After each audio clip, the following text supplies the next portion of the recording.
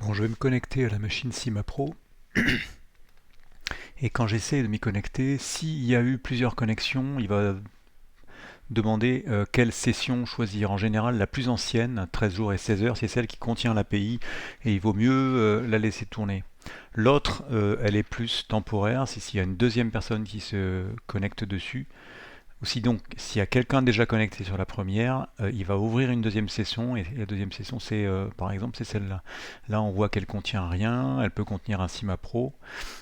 Et en général, il vaut mieux fermer le CIMAPRO sur cette session et se déconnecter complètement en tapant logoff ou bien en cliquant sur logoff ici et le raccourci qui est ici, ça permet de se déconnecter.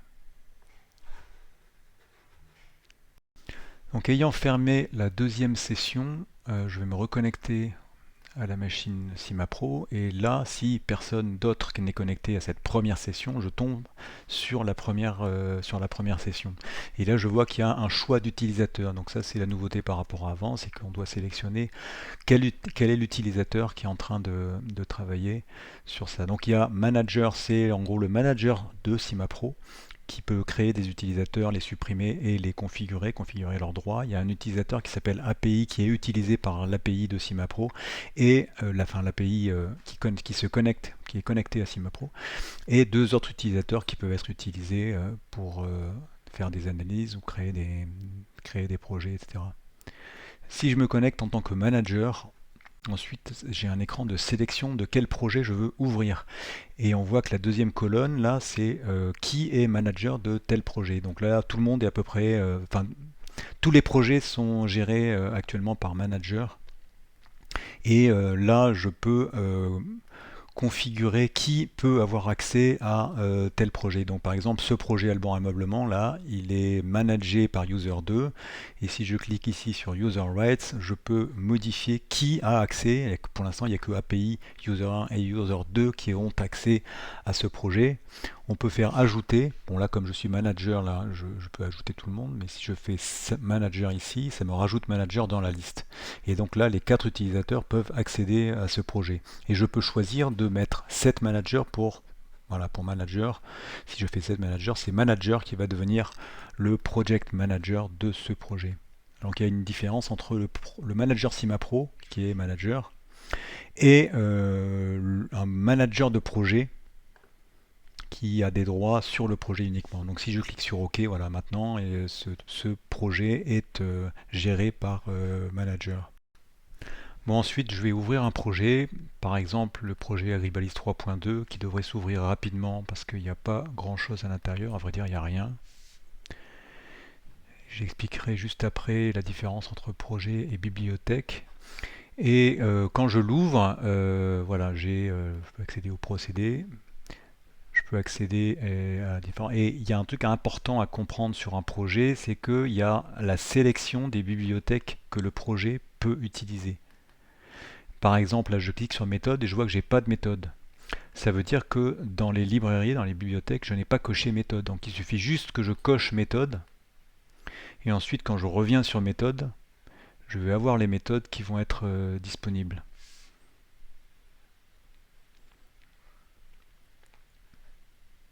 Voilà, et là j'ai les méthodes qui sont disponibles, notamment celles qu'on utilise. Quelle est la différence entre projet et bibliothèque? En gros, un projet, c'est une petite boîte vide dans laquelle vous pouvez faire des expérimentations, créer des procédés, etc. Et les bibliothèques, ben, c'est les armoires remplies de livres qui sont juste à côté et que vous pouvez utiliser. Ces armoires sont par exemple Agribalise, EcoInvent 3.10, EcoInvent 3.9 et les méthodes sont également des bibliothèques. Donc dans Agribalise par exemple, Agribalise 3.2, c'est un projet qui est complètement vide. Donc si je vois que si je décoche complètement par exemple les bibliothèques que j'ai, si ensuite je reviens dans les procédés, Le temps que ça me recharge la base, je vois que bah voilà, il n'y a plus rien du tout. Donc là, c'est un projet qui est complètement vide. Et si je veux travailler sur Agribalise, je coche Agribalise. Si je veux travailler sur EcoInvent, je peux même travailler sur les deux. Je peux créer des procédés qui utilisent à la fois Agribalise et EcoInvent. Donc là, je vais recharger ça parce que ce projet Agribalise 3.2, il est utilisé par l'API. Et quand je recharge ici mes procédés, le temps qui recharge la base de nouveau, je vais voir que là, de nouveau, j'ai tous les procédés de Agribalise 3.2 qui sont là. Une chose importante, c'est que quand une bibliothèque est chargée à l'intérieur d'un projet, on ne peut pas modifier la bibliothèque. Donc là, je prends un procédé au hasard, et si je fais un clic droit, je vois que le bouton Edit, là, il est grisé, donc je ne peux pas modifier ma bibliothèque. Je ne peux modifier que les procédés qui sont dans le projet, mais pas dans la bibliothèque. En réalité, je peux modifier la bibliothèque, mais dans ce cas, il faut que j'ouvre la bibliothèque elle-même, comme si c'était un projet. Et là, je pourrais modifier les procédés qui sont dans la bibliothèque. Alors le mauvais exemple, le mauvais élève dans tous les projets, c'est typiquement Agribalise 3.1, mais pas que. Agribalise 3.1, en fait, c'est un projet dans lequel a été chargé intégralement Agribalise 3.1. Mais en fait, c'est un projet qui a été modifié, pollué, il y a des choses qui ont été rajoutées, et on n'a pas forcément la garantie que tout ce qui est dans ce projet-là est conforme exactement à Agribalise 3.1. Voilà, c'est moi qui l'ai pollué à certains endroits. Je ne sais pas si je suis le seul ou pas, mais voilà, tout ça, ça peut être modifié. Voilà, si je clique là sur un de ces procédés que je ne pouvais pas tout à l'heure modifier, là, ici, je peux les modifier.